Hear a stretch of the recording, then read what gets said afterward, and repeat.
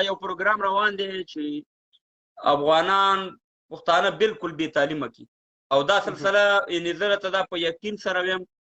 که نن په کابل کې ده سبا به په پېښور کې بله ورځ به په وزیرستان کې دا لوبه روانه ده دې ته دغه زمینه ورته برابرېږي. نو بل طرف ته په طالبانو په اداره کې یو داسې خلک شته دی چې هغه وروره ښکاره دغه شي ته کار کوي لکه دا د بالمعروف مشر چې دی بل ورته خوله چینګه چینګه کوله تا خو سره کوم خبرې وکړې هغې باندې خو طالبان هم ډېر اکشن واخلو خو دغه شانې خلک او دغه شانې لوبه روانه او د شهباز شریف خبرو ته نن مهر وواسو چې رواکي په افغانستان کې دهشتګردي دما کېږي یورپ مکتبونو کې. ستاسې نظر غواړم مهرباني. بالکل پاچا صاحب دا خو د امر بالمعروف و نهي عن المنکر دا نه بلکې دا امر بالمنکر او نهي عن المعروف دی. هغه څوک چې زموږ د افغانانو د پرمختګ مخه نیسي دا د پرمختګ دښمن دی څوک چې داسې قسم څرګندونې کوي او داسې دا یو کس دا نه دی بلکې نور داسې ځوانان دي نور داسې خلک په دې نظام کې شته دي چې مطلق د تعلیم خلاف دي مطلق د پرمختګ خلاف دي. یو ښه مثال په تلویزیون کې یو راغی دا خو دا څه زړې خبرې نه دي چې زړې خبرې دي. مخکې یو راغی وایي هلته جنکۍ ټابلیټ کا ګولۍ خوري جنکۍ داسې کوي او حتی چې په افغانستان کې زه خپله من حیث یو استاد پاتې شوی یم والله العظیم ربه زه به تاله درځم ربه زه به یو ورځ تاله درځم او زه مړ کېږم په دې مې یقین دی او په دې مې ایمان دی او ستا مخکې ودرېږم چې ما اوسه پورې په افغانستان کې په مکتب کې زه نه ویم چې نه به یې خامخا به یې په سعودي کې هم شته خو والله العظیم که ما فحشا لیدلي والله العظیم که ما بې ستره ښځه لیدلي والله العظیم که ما ښکاره زنا کتلي د سړکونو په سر باندې ولاړې والله العظیم که ما شراب لیدلي والله العظیم که ما چې دی ربه د دې پوښتنه ما نه ته د قیامت په ورځو کې که ما دروغ ویلې ما ته رانه د دې پوښتنه وکړه والله العظیم که ما ښکاره روژه لیدلي والله العظیم که ما ښکاره هوټل په خلاص لیدلی والله العظیم که ما حرا منډۍ لیدلي ربه ته د دې پوښتنه ما نه د قیامت په ورځو کې که زه به د خپل هېواد دپاره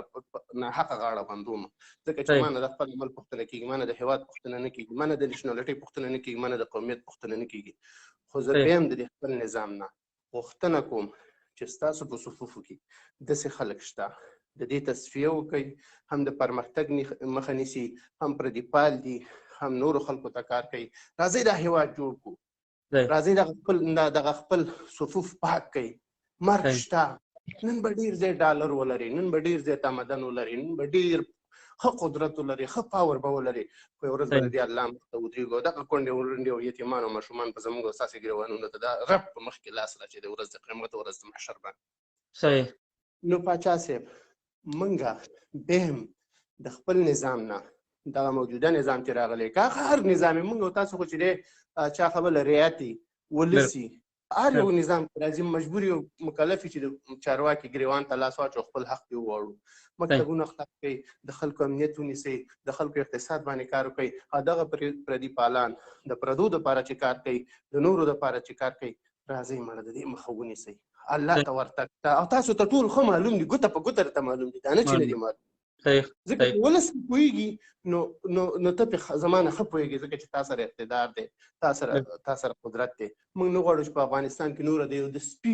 د سپي وینه هم توی شي بس دی ډېرې کونډې رنډې یتیمان لرو همدغه هم بس دی والله که دا هم زغمولی شو والله که د دې درد زغمولی شو او د دې مخه نظام د دې مسؤلیت د ستا په غاړه دی موږ تا نه احترامانه هیله کوو ولس لاس کې ونیسه تا چې ولس ونیو والله العظیم چې د دې هر څه کچه به چې تقریبا 90% 95% راښکته شي. بالکل صحیح خبره بالکل خپل خپې مو وخی خپل ما وګوره ما مختم خبر وکړه لای په سر کې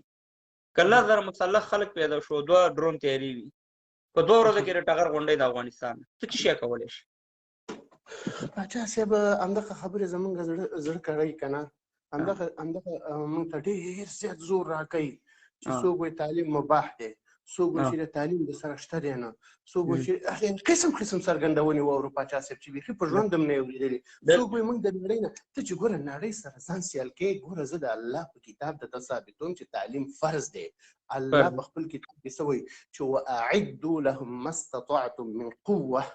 ومن رباط الخيل ترهبون به عدو الله وعدو الرسول. څه مطلب؟ مجید خان ته انتظار کوه چې دا صدیقي صاحب خبرې وکړي او تاسو راغلم ان شاء الله خبر تاسو خپل مددي ونیسئ، د خپل شي د وطن نه دفاع وکړئ، د خپل د دین نه دفاع وکړئ، د خپل د هر څه نه دفاع وکړئ. د الله دښمن په ویره وي، د وطن دښمن په څه مطلب؟ نو ته چې په داسې تا تعلیم مخه نیولې ده، آیا ته به په چی شي د دښمن مخه ونیسي؟ ته به سره نړۍ سره ځان سیال کړي، ته همدغه شی ته به پروت وي، صرف ستا خېټه به مړ نه. زمونږ د نظام نه بیا هم دا احترامانه هیله کوو چې هم د مکتبونو امنیت هم د ستا مسؤلیت دی، مکتبونو تعلیم پرمختګ هم د ستا مسؤلیت دی، بیا هم دا خبره بار کوو اقتصاد هم د ستا مسؤلیت دی، هر څه د ستا په غاړه دي او باید دا ته وکړي. او که نه شي کولی هم ولس ته ووایو چې موږ یې نه شو کولی، موږ نه غواړو چې په افغانستان کې نورې وینې توی شي. دغه نن داسې مه وایو پاچا صاحب چې دا نن اخرنی دی، امکان شته چې الله مو نه حالت ډېر خراب دی. دا په ځان پوه نه دي، د بنګ والي دي، بنګ دغه مشران نه دي د طالبانو، دا بنګ والي خبره بیخي د سړی چې په بله دنیا کې وي. دغه موږ چې نن خبره وکړو موږ هغه منځګړي او هغه تماشګري وو، هغه جمعه پس بیا رښتیا کېږي او دې دومره ناخبره دي. هر نظام نه، د هر چارواکي نه، د هر طالب نه، د هر طالب پلوي نه یا د طالب د مفکورې والا نه، هر یو نه، که د هر افغان نه، د هر پښتون نه موږ دا هیله کوو چې یو ځل داسې د خپل ګریوان کې سوچ وکړي چې زمونږ الله ته یو ورځ ورتګ شته او یو ورځ به مرو، ځکه چې الله وایي کل من علیها فان ویبقى وجه ربک ذو الجلال والاکرام. والله العظیم چې دی الله ته به ډېر شرمېدلي ولاړ ستی، که دې وطن سره هم خیانت وکړو، که دې خاورې سره هم خیانت وکړو، که دې خاوره کې هم پردي پال پرېښودو. دا ګوره ډېرې سختې خبرې دي پاچا صاحب، ډېرې زیاتې سختې خبرې دي، خو موږ ډېرې ایزي اخیستې دي، ډېرې زیاتې مې ایزي اخیستې. نو بیا هم د خپل نظام نه دا احترامانه هیله کوو چې د دغسې وینو د دغسې حرکاتو مخه ونیسئ. راځئ تعلیم ته کار وکړئ، راځئ پرمختګ کار وکړئ، خلکو کې عامه پوهاوی واچوئ. تاسو خلکو داسې عامه پوهاوی چې خلکو د تعلیم نه زړه توروي، دا امکان نه لري. که تاسو څه د تعلیم مخه ونیسئ دا به ډېره لنډمهاله وي، بیا به د خلکو د ولس او د نظام ترمنځ به واټن پیدا شي. موږ نه غواړو چې د ولس او د نظام ترمنځ واټن پیدا شي. تاسو خو راشئ د خپل ګاونډي ته وګورئ، هغې کې ښکاره د لواطت بیل پاس کېږي. نن د سمیع الله زوی غلی ناست دی، فضل الرحمن هم غلی ناست دی، ټول هغه ملایان چې په افغانستان کې د جهاد فتواګانې ورکولې ټول غلي ناست دي، ټول غلي ناست دي. بس د جهاد او جنت لاره یوازې افغانستان نه، د کابل نه.